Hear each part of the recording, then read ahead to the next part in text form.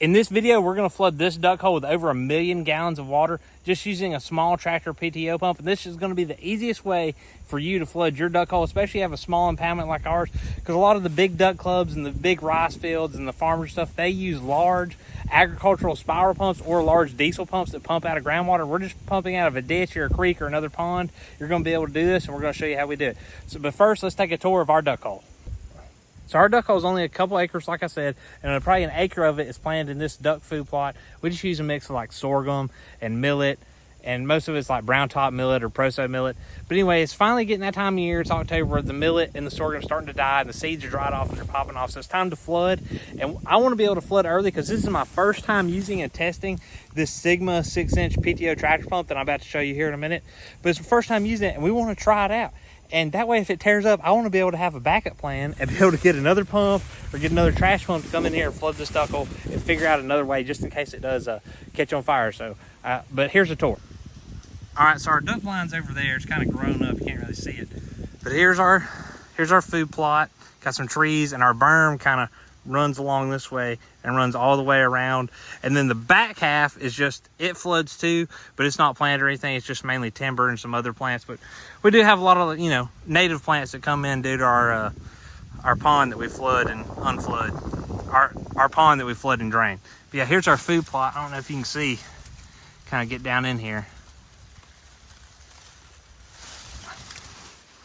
I don't know, it did okay this year. Didn't do too bad, but a lot of our stuff's getting eaten up by the deer, so I guess it's time to flood it. 6-inch Sigma PTO water pump. It's pretty cool. Got off on Amazon, like I said, but the only thing is though, these aren't exactly a true 6 inches, so we had to add some duct tape and this rubber coupling to go ahead and get started. But I did get this 6-inch flat hose. Should work pretty good. And then also for the intake, we're going to use PVC just because it's a lot cheaper than the elbow hoses that you can get offline. Those are like $700. I got that for like $160 for both pieces. But yeah, like I said, I'll put the link in the description to it.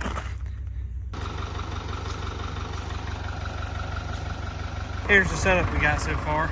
Got a 6-inch pipe running down to the water down there, but this poor little limb here is going to be hanging on for dear life. Maybe it'll survive.